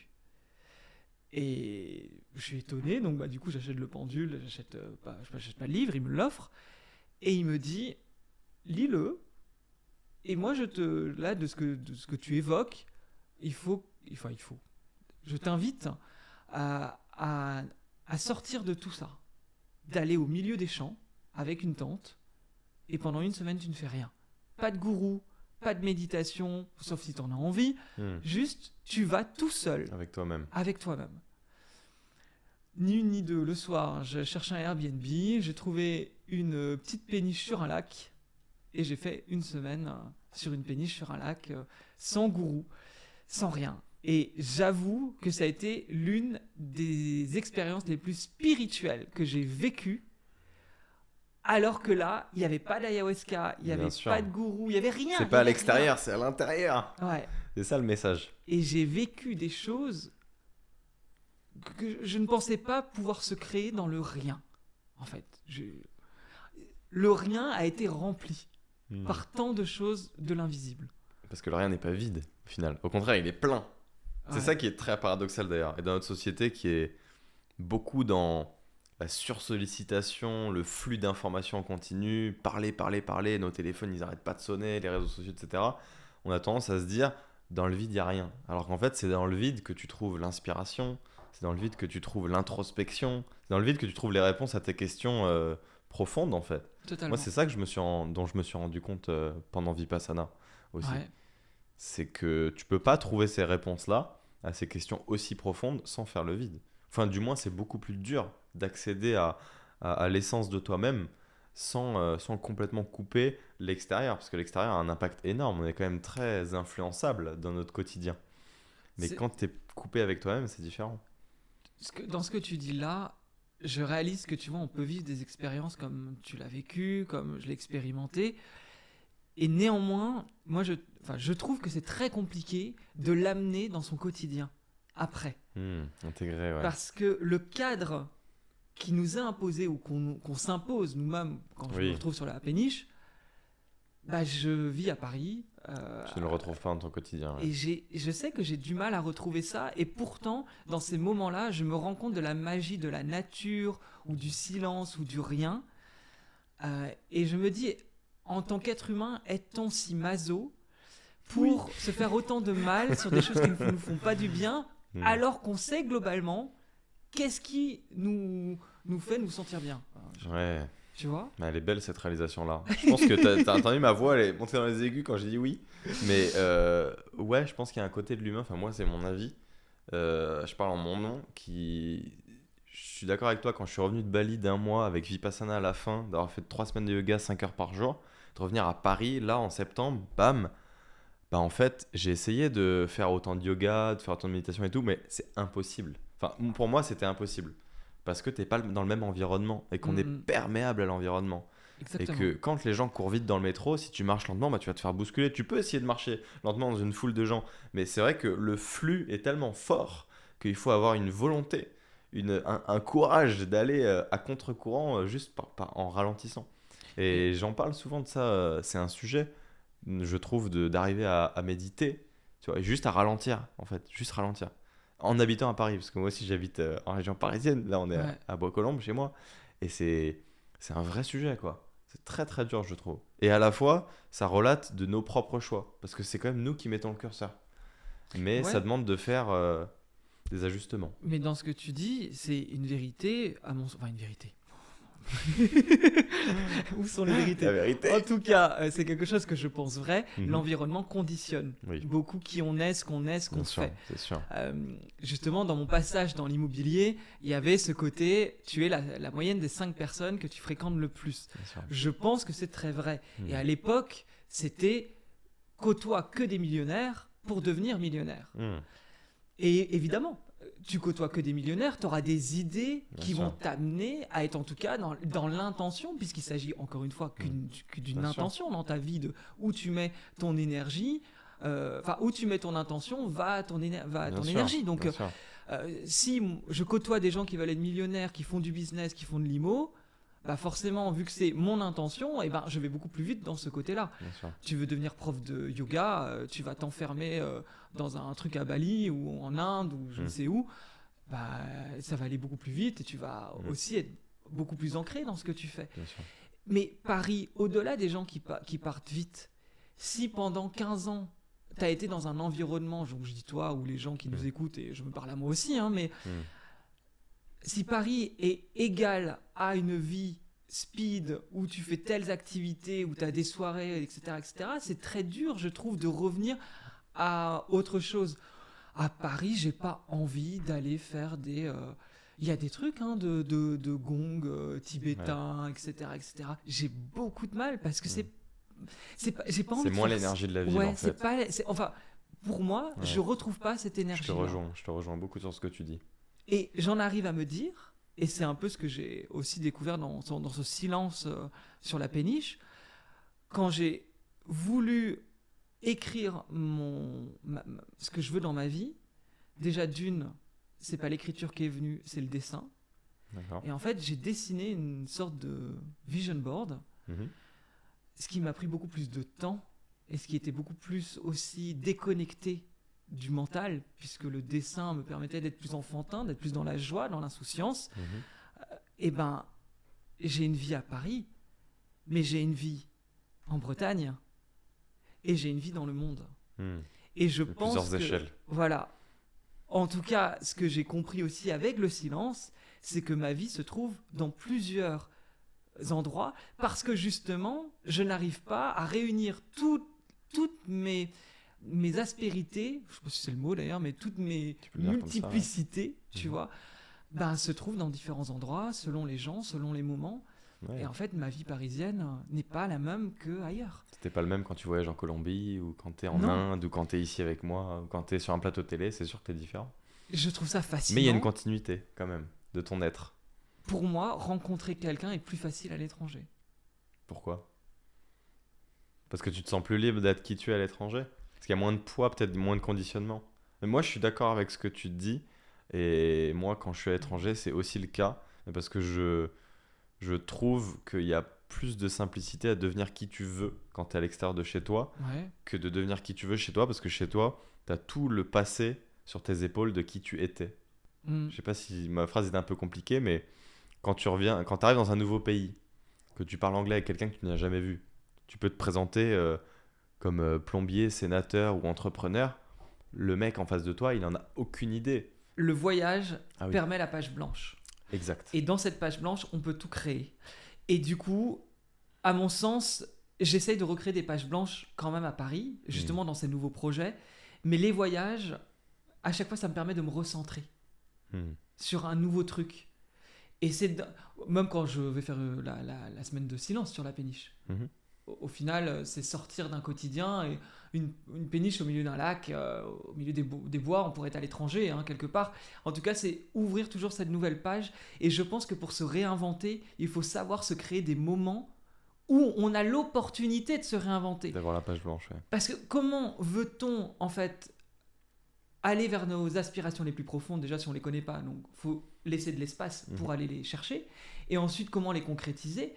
Le vide aussi, ou la nouveauté, ou en tout cas la déstabilisation du fait d'être loin, je trouve que ça permet ça aussi.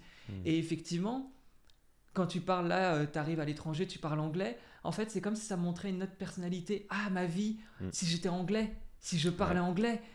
Et je pense qu'on a tous des petits schémas dans la tête de films qu'on a pu regarder qui nous...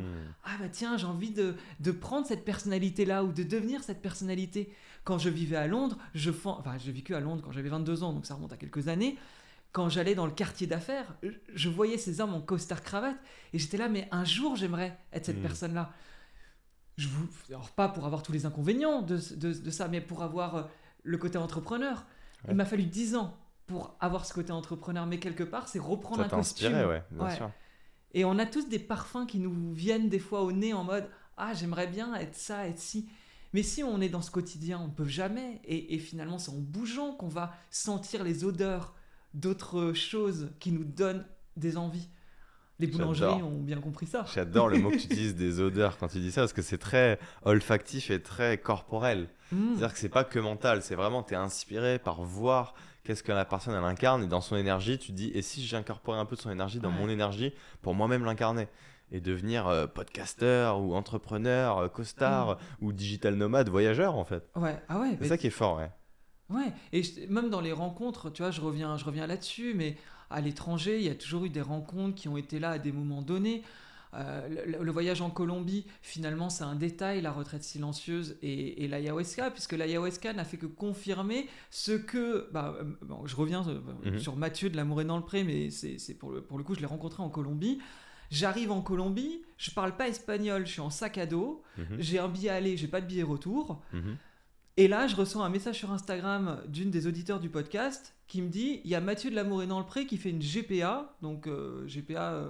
Gestation pour autrui. Ouais, avec une clinique et une femme en Colombie. Elle m'envoie ce message. Moi, j'envoie un message à Mathieu que je ne connais pas. C'est un mec. Si, je le connais parce que je sais qu'il a fait L'Amour est dans le pré et que je suis quand même dans le milieu télé, donc je situe qui il est. Je lui envoie un message en lui disant je suis en Colombie à la suite d'une rupture amoureuse. Pour le coup, je viens prendre l'air. D'accord. Il me dit je suis à tel endroit sur la côte Caraïbe, viens, on va prendre un verre. Génial. J'étais à Bogota. Tout est fluide. J'ai pris un avion, je suis allé le rejoindre. Je le connaissais pas, on a passé 3 jours ensemble. Et dès le premier jour, il m'a dit toi, t'as un contrôle fric, lâche. Et tout le voyage a été sous cet enseignement-là. Et il a été le premier à me dire lâche. Lâche cette putain de maîtrise que tu mets dans ta vie, mais qui au final te dessert. Et puis j'ai lâché au fur et à mesure, et j'ai eu les rencontres qu'il fallait au bon moment, les bonnes personnes, j'ai commencé à me faire confiance dans des rencontres, dans des flirts, et j'ai vu que à partir du moment où on se libère, les choses arrivent aussi, tu vois. C'est beau. Moi, ça résonne fort en moi ce que tu dis. sur le côté lâcher prise. Parce que moi, quand j'ai fait l'ayahuasca il y a 2 ans, ma vie a totalement changé quand j'ai découvert ce que tu viens de dire. C'est que quand on lâche prise, bah, la vie te sert ce que tu dois avoir en fait.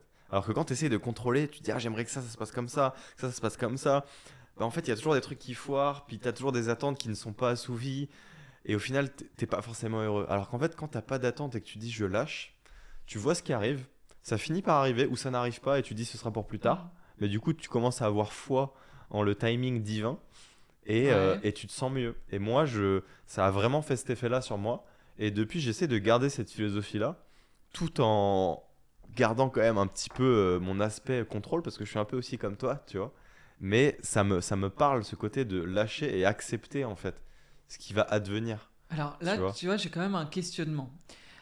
Parce que justement, à l'ayahuasca, ce qui s'est passé, c'est que je me suis retrouvé bloqué. Mes pensées, je les contrôlais pas. Mhm, Je contrôlais pas ma vision, puisque je ne savais plus où j'étais. mhm, Et je ne contrôlais pas non plus mon corps, puisque j'avais des spasmes. mhm. Quand je fermais les yeux, c'était catastrophique. C'était comme si j'étais dans un jeu vidéo infini qui ne s'arrêtait pas et qui me faisait vomir. Parce que Mhm. ça tournait, ça tournait, ça tournait. Quand j'avais les yeux ouverts, comme je dis, je ne contrôlais pas. Donc il y a eu un non-contrôle des choses pendant 4 heures. Lâcher prise forcée du coup. Forcé. Ouais. Et dans ma tête, c'était... je voulais hurler, j'arrivais pas.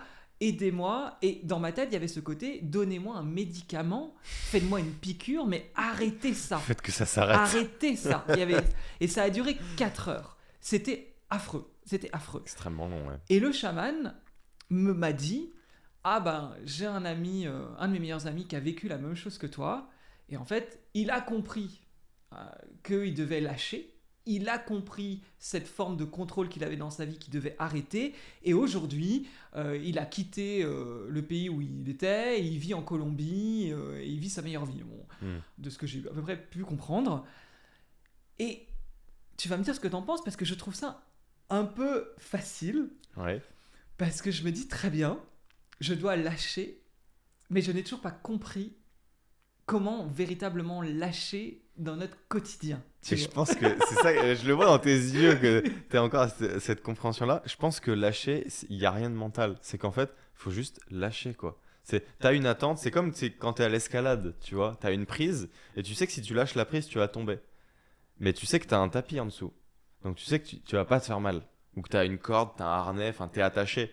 Et en fait, c'est Ouais. ça le truc, c'est que d'avoir la confiance de savoir que tu es attaché, mais ça fait quand même peur de lâcher. Et quand tu lâches, à l'instant où tu lâches, c'est comme quand tu sautes en parachute, ça se passe bien en fait. Ça se passe super bien, tu es confiant. Tu sais que, même limite, tu sais que ça peut être mieux en lâchant. Mm. Mais tu préfères attacher, tu vas mascagner. Et en fait, je pense que dans le lâcher, il y a un truc qui est anti-réflexion. C'est Mm. comme quand tu t'endors. Tu dis pas je veux m'endormir. Tout à fait. Tu te détends et à un moment donné où Ouais. tu t'endors, tu ne sais pas c'est quand le timing. Bah Ouais. lâcher pour moi c'est pareil. Je sais pas si ça t'aide cette métaphore, mais Si, bah si, c'est un peu ça quoi. effectivement, mais si, totalement. C'est hyper intéressant parce que, oui, quand on s'endort, c'est une forme de lâcher d'ailleurs. Ah bah ouais, moi je trouve que c'est une belle forme de lâcher prise parce qu'on le fait tous les jours, donc on sait le faire. Et il y a des gens qui sont un peu insomniaques, qui arrivent pas à trouver Ouais. le sommeil. Et d'ailleurs, c'est peut-être aussi des fois lié au même problème. C'est que on a trop de pensées qui cogitent et du coup, on n'arrive pas à lâcher. On n'arrive pas à lâcher de notre journée, on n'arrive pas à lâcher de notre boulot, ou des problèmes qu'on a relationnels, ou des problèmes qu'on a avec nous-mêmes. Et du coup, on cogite trop et donc on n'arrive pas à dormir. Mais en fait, quand tu arrives à te dire, bah en fait, là, c'est le moment de lâcher et de me laisser partir, tout doucement, tes ondes cérébrales, elles descendent et il y a un moment donné où tu arrives dans la zone Mm. de l'endormissement. C'est- Et pour la vie, c'est un peu pareil, je Oui. pense, tu vois. Là, je me rends compte. Et d'ailleurs, c'est l'éveil. C'est l'éveil à plus grand, à ta vie, à ce que la vie te traverse. Et c'est pas toi qui vis la vie pour toi, c'est la vie qui te traverse et qui te sert ce qu'elle doit te servir. Enfin, moi, c'est comme ça que je le vois. En tout cas. C'est très drôle parce que pour moi, de toute façon, la vie, c'est un apprentissage quotidien. C'est-à-dire que le voyage en Colombie m'a permis de lâcher, de comprendre que je suis invité à lâcher. Néanmoins, c'est un travail au quotidien. C'est-à-dire que même si je l'ai expérimenté en Colombie, le travail commence réellement dans ma vie d'aujourd'hui, un mois de décembre, avec des interviews de podcast, avec mon boulot, avec Noël. Enfin, c'est là que pour Ouais. moi, il y a une vraie expérimentation. C'est un peu c'est de l'essai quand tu es Ouais. en voyage. Oui, complètement. Tu tentes, tu essayes, mais c'est plus Il n'y facile. a pas d'enjeu, il Il y n'y a a, pas de... y a pas d'enjeu. c'est la période d'essai. Et ensuite, il y a la vraie vie. Euh, et, et là, en ce moment, je date quelqu'un. J'ai très peur de passer une nuit avec cette personne. Pourquoi ? Cette peur qu'on vient d'évoquer. La peur du lâcher quand tu t'endors et que tu n'es plus en contrôle. La peur d'être vulnérable, en d'être fait, vulnérable, ouais, de passer... C'est bizarre, je veux dire, j'ai 38 ans, mais c'est ce côté... j'aime bien pour l'instant être dans le bon resto, dans le bon bar, etc. Et en fait, de rentrer dans l'intimité, c'est comme si la personne allait me voir vrai. Ah oui, tu t'ouvres en fait. Et je trouve que dormir avec quelqu'un, c'est une forme de lâcher énorme, parce que c'est une intimité rare qu'on a avec quelqu'un. Bien sûr. Et là, je le conscientise en fait dans ce que tu disais, parce que finalement, dormir avec quelqu'un aujourd'hui et m'endormir dans une forme de lâcher, ça me fait peur. Parce qu'en fait, je vais partager ce truc un peu intime de lâcher qui me terrifie et qui continue à être un peu présent dans ma vie, où tu vois, j'avance, mais encore une fois, même dans tout mon parcours, ça m'empêche pas de faire, ça m'empêche pas d'essayer. Être contrôlant a de gros avantages à bien des égards. Ah ouais, t'es discipliné, ça se voit, t'as fait beaucoup de choses. Mais à côté de ça, je continue à être sur un chemin où ce chemin... Tu te sens enfermé, je pense. Où tu pourrais libérer quelque chose, te voir. Ouais. C'est un peu comme la nudité, c'est-à-dire que... Enfin, c'est vrai, elle est marrante, ma métaphore. Les gens nudistes, ils se sentent pas vus, alors que pourtant ils sont nus. Et ils sont tout à fait libres. Ouais. Je sais pas si t'as déjà fait le test d'aller sur une plage nudiste. Moi, ça m'est arrivé une fois en Corse, alors je suis pas spécialement nudiste, mais je m'en fiche. Et je me suis rendu compte que paradoxalement, les gens ne se regardaient pas. Parce qu'en fait, quand t'es libre, t'as plus rien à montrer. T'es à poil. Donc en fait, c'est normal, c'est transparent. Alors que paradoxalement, quand t'as des choses à cacher, tu mets des couches et tu veux pas que les gens voient. Du coup, tu te caches, tu vois, sous ton manteau, sous ton truc. Ouais. Dans la vie, c'est un peu pareil. On cache ses peurs, on cache ses craintes. Alors qu'en fait, quand tu les montres, eh ben, t'es transparent. Mais du coup, les gens peuvent les voir, mais du coup, il n'y a pas de souci. Et tu te sens à l'aise avec ça. Et c'est un peu ça aussi le jeu du développement personnel, je pense, et de la spiritualité et de la vie humaine. C'est que plus tu t'accueilles et plus tu montres ta vulnérabilité, plus tu es en puissance en fait dans tes vulnérabilités parce que tu es à poil devant tout le monde. Mais du coup, tu es inattaquable. Parce qu'au plus tu es vulnérable, au plus tu es inattaquable. Et au plus tu lâches prise, au plus la vie te sert les choses qu'elle doit te servir. Et au plus tu découvres qui tu es. Et au plus tu es toi-même en fait. Et au plus c'est fluide. Tu vois ce que je veux dire ? Moi, c'est comme ça que je le vois. Je vois, mais je t'avouerai que là-dessus, avec mon podcast notamment, et je pense même, tu vois, dans cette interview, j'ai pas de problème en soi de vulnérabilité. Je peux parler de tout sujet. Il n'y a pas de problème. Et je pense que c'est le fil rouge, il est là en tout cas. Tu vois, sur tous les sujets, plus ou moins. Ouais. Peut-être, hein, je sais pas. Je sais pas pourquoi j'ai pris cette métaphore, mais... Non, mais c'est intéressant. En fait, tu vois, ce que je réalise dans la... Je disais ça à ma mère hier. Ouais. Si aujourd'hui, j'ai appris quelque chose, c'est que je ne sais rien. Ah bah ça. Toutes mes certitudes d'il y a 10 ans, enfin toutes mes certitudes, pas toutes, mais on va dire une partie se sont effondrées. C'est beau. Et du coup, mes certitudes d'aujourd'hui...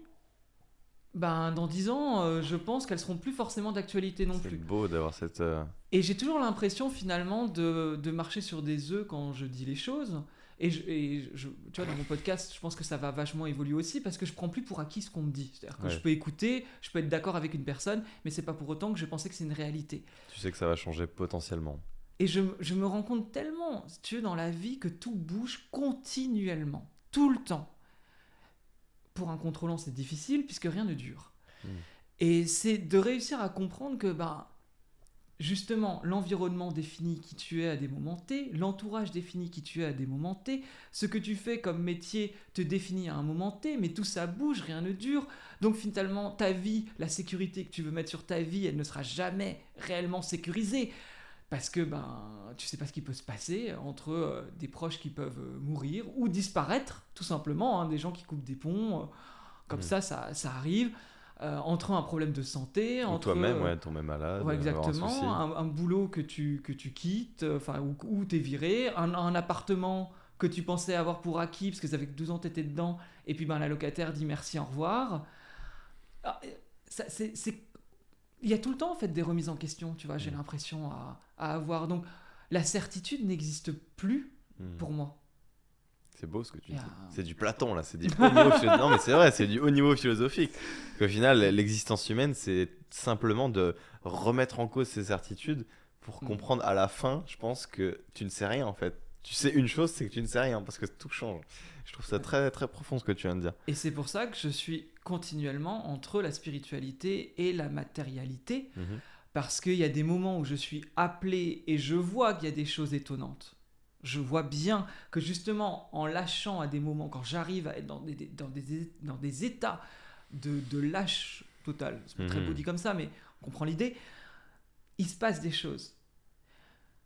Mais le quotidien fait aussi que être dans l'acharnement de la matière, il se passe aussi des choses pour moi. Et trouver le juste milieu est compliqué parce que je dis souvent, quand j'ai déménagé, c'est pas mes guides, mes anges et l'invisible qui me fait avoir un appart, quoi. Ah, mais c'est toi. Et en même temps, mon nouvel appart, parce que j'ai déménagé l'année dernière et là j'ai redéménagé, c'est une voyante qui me dit tu vas déménager dans le même immeuble. Après, c'est peut-être parce que tu l'as écouté, que tu es allé la voir, tu l'as écouté, tu vois ce que je veux dire ? Alors, j'ai pensé au début être influencé, c'est une réalité, puisqu'effectivement, elle me donne une info très précise, mais en relisant ce qu'elle m'avait dit, parce que tout était noté noir sur blanc, elle me dit, mais attends, ça va pas arriver par magie, passe un coup de fil à une agence, à un voisin, tu auras un appartement plus grand dans le même immeuble. Elle m'a jamais dit que quelqu'un allait frapper à ma porte pour dire tu veux l'appart en face. Il y a bien le coup de fil. Il s'est passé un truc. Ouais, non mais c'est. Et là, j'ai rebondi j'ai visité un appartement que j'aimais bien 6 mois plus tôt, sur le même palier, qui est plus grand. Et s'il n'était pas vendu, il repartirait en location.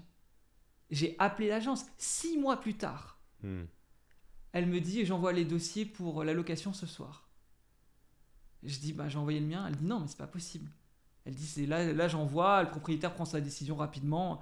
Et je dis je le fais. J'étais pas du tout dedans. J'achetais un nouvel appart en Bretagne, donc je partais le lendemain à Brest signer un appartement locatif. Ma tête n'est pas sur un déménagement et envoyer un dossier. Et en fait le lendemain j'envoie mon dossier.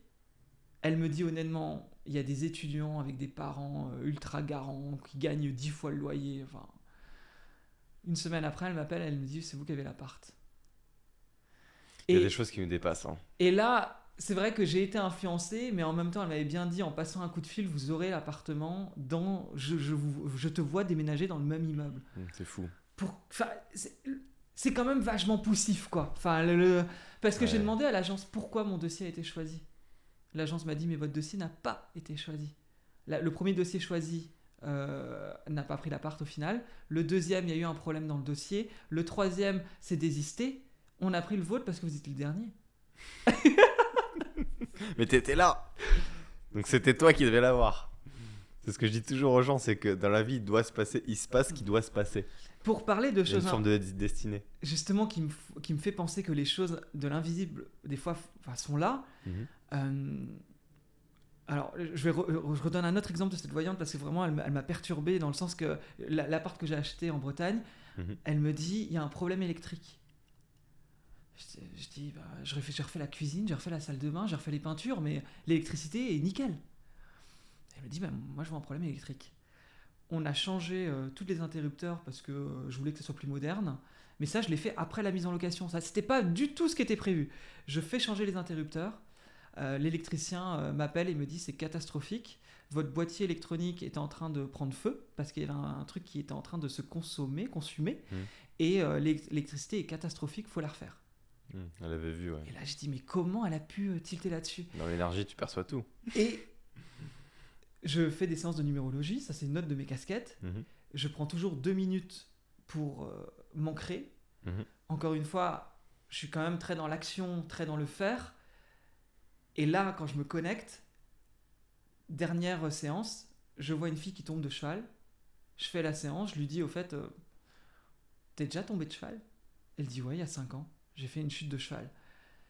Et ça, je me dis comment est-ce possible ? C'est l'intuition, je peux pas l'inventer. Ça vient de plus haut. Tu vois, c'est un flash que j'ai. Et c'est ça qui me fait dire, je comprends pas la vie. et que rien n'est sûr. Mais est-ce qu'il y a quelque chose à comprendre de la vie? Qu'est-ce qu'on fout là? Enfin, je veux dire, c'est la grande Non. question. Mais tu vois, c'est tout ça qui me fait dire que dans la vie, justement, on peut tout être, tout faire, tout ouais. expérimenter, puisque finalement, on ne C'est sait infini. rien, et que donc on peut avoir le personnage qu'on veut être, ce que je Magnifique. fais depuis le début, sauf que je commence à me poser des questions existentielles, à voir des signes, des intuitions, des choses bizarres qui se passent, comme quand, sur la péniche, au bout d'une semaine, je pose l'intention de réveiller la sorcière qui est en moi, à savoir l'aspect invisible. Là, je suis au plus perché que je peux être. Dans ce jour-là, j'étais plus sur des trucs un peu plus, Ouais. tu vois, la visualisation de mon futur, Mhm. etc. Pas sur réveiller la sorcière qui est en moi. Euh, je commence à avoir l'intuition que j'ai besoin de guérir tous mes relations sentimentales du passé qui m'ont fait du mal, et notamment une forme de dépendance affective que je ressens en moi. Et dans une marche méditative, je commence à remercier tous mes ex un par un en les prenant dans C'est mes fort, bras. En finissant par prendre un arbre dans mes bras, je n'ai jamais fait ça de ma vie. Je sens l'énergie qui monte, qui monte, qui monte. Je dis à l'arbre, vu que je suis collé à lui, prends-moi toute cette énergie, enfin, en tout cas ces émotions négatives qui ne me correspondent plus. Je redescends pour retourner à ma péniche. Je repasse devant des vaches que je vois tous les jours quand je fais une marche méditative. C'est vraiment des marches très lentes que je fais, très très très lent. Là, les vaches qui ne m'ont jamais calculé, il y en a 2, ne m'ont jamais calculé pendant une semaine. Elles me voient, elles arrivent en courant pour se faire caresser. Je me dis, il y a un truc à bouger. Je sens en moi, il y a un truc à bouger.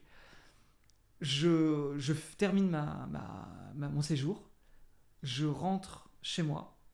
Je reçois le message de mon premier ex, 21 ans plus tard, qui me demande si je veux prendre un verre. C'est fort. Et je venais de... Il a senti quelque chose bouger en lui Ouais. aussi. Il a pensé à toi. Et tu vois, tous ces petits exemples là que je te donne très rapidement, Tout est lié. ça me fait penser qu'il y a quand même des choses que je ne peux, pour le coup, vraiment pas contrôler. Mhm.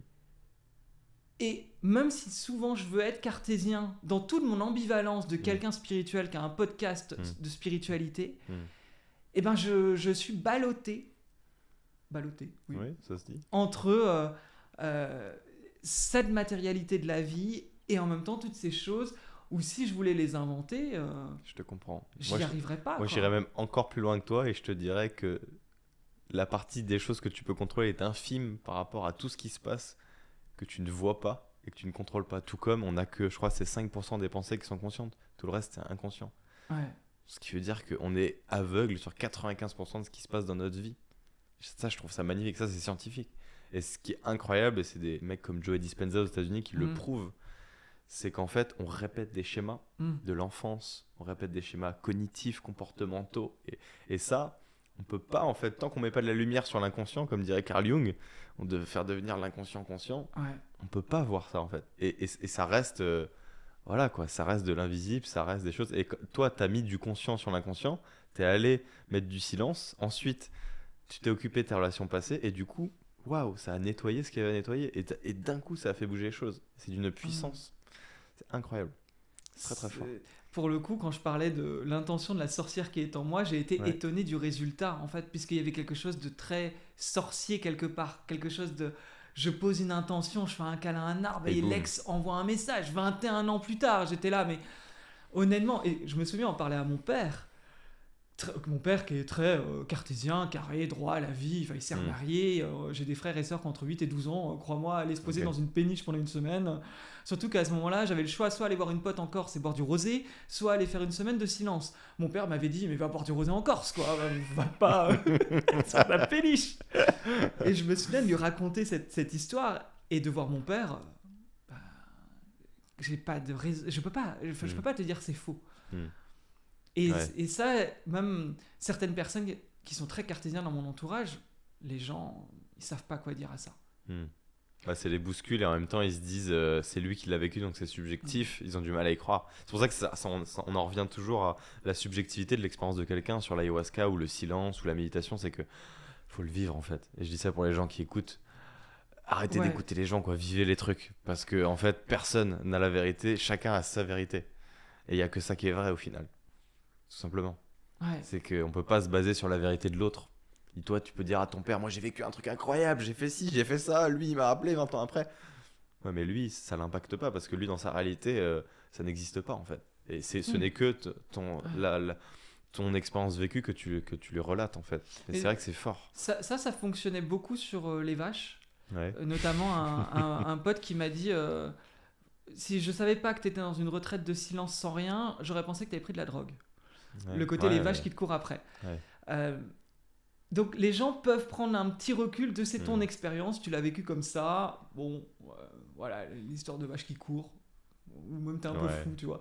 Mais le SMS 21 ans plus tard, je veux dire, il est concret, tu vois. Ça, je peux pas, je l'ai pas. C'est pas là pour le coup, c'est même pas un ressenti, c'est une réalité. C'est une réalité. C'est objectif. Et on peut dire que c'est du hasard, mais alors le hasard est très bien fait. Ah, tu sais, c'est ce que je dis dans mes conférences de physique quantique, c'est que le hasard est tellement bien fait que c'est des probabilités en vérité. Et si tu fais des mathématiques poussées et que tu vois que tout n'est qu'énergie, ben voilà, c'est que ça devait se finir. Tout est là, tout est possible, mais tout est relié, donc il n'y a pas de hasard. Enfin, et c'est un scientifique qui dit ça, quelqu'un qui a étudié la science pendant longtemps, qui a fait des études d'ingénieur et qui a étudié les probabilités, c'est que si un événement arrive, c'est que d'une certaine manière, toutes les probabilités conspirent pour qu'il arrive. Et donc du coup, il finit par arriver. Et donc en fait, c'est ça qui est drôle, c'est que des fois on se dit le hasard des choses, les coïncidences, les synchronicités. Mais en fait, je pense que si ça arrive, c'est que ça devait arriver. Et du coup, il y a une certaine manière, et après ça ouvre une plus grande question de est-ce qu'il y a le destin ou est-ce qu'il y a du libre arbitre. Parce que du coup, si ça devait arriver, oui, ça finit par arriver. Tu finis par avoir cette réalisation, ce moment eureka. Tu finis par comprendre en fait. Mais ça a toujours été là. Mais c'est juste que chacun a son moment de compréhension et que plus tu avances sur le chemin de la vie et plus tu comprends en fait les arcanes de la réalité qui sous-tendent le fait que tout n'est qu'énergie et que tout potentiellement arrive au moment où ça doit arriver. Tu vois ce que je veux dire ou pas ? Ouais, totalement. Et là, on a cette conversation en 2024. On l'aurait peut-être pas eu il y a 10 ans. Et dans 10 ans, on aura d'autres conversations. Et d'autres gens auront les mêmes réalisations que nous sur leur chemin de vie. Ouais. Et en fait, c'est normal, quoi. C'est un éternel recommencement à travers le temps, ce qu'on vit. Et d'ailleurs, dans ce que tu dis là, moi, ce que je retiens, même par rapport à mon expérience, c'est toujours de faire, d'avancer, d'agir, d'oser.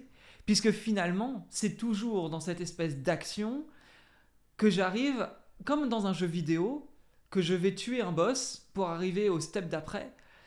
Et en fait, c'est au fur et à mesure de la vie que la vie se construit. Et c'est d'ailleurs Steve Jobs qui disait « connect the dots ». Connect the dots. Et il y a ce côté où, en tout cas, si on reste toujours au même endroit, on est dans une flaque qui pourrit. Mais si à un moment donné, on est dans un ruisseau qui avance, bah on a peut-être des rochers, des galets, et tout n'est pas toujours fluide. Même des fois, il y a des cascades aussi. Donc, des fois, ça peut faire peur. Mais dans tous les cas, on avancera toujours plus, peu importe que ce soit dans la matérialité ou dans la spiritualité, qu'en restant dans des espèces de dogmes de ce qu'on a appris, de c'est comme ça qu'il faut faire, c'est comme ça que la société est construite.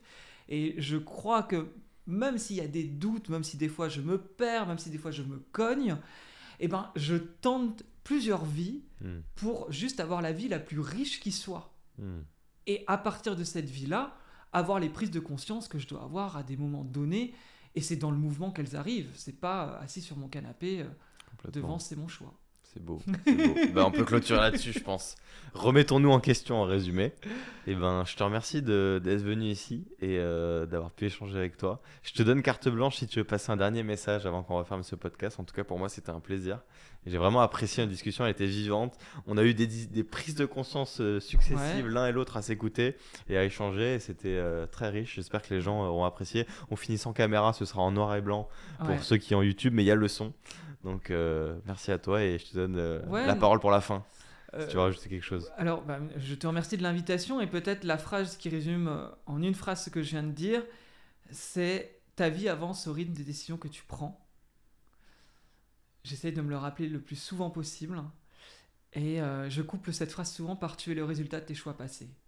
Donc, si tu n'es pas satisfait, et quand je dis « tu », je parle de moi aussi, bien évidemment, si nous ne sommes pas satisfaites de là où on est, regardons quels sont les choix qui n'ont pas été bons et décidons du coup autre chose pour avancer plus vite vers ce qui nous fait vibrer. Je suis d'accord, c'est beau. Merci à toi. Merci beaucoup. C'était un plaisir. À bientôt.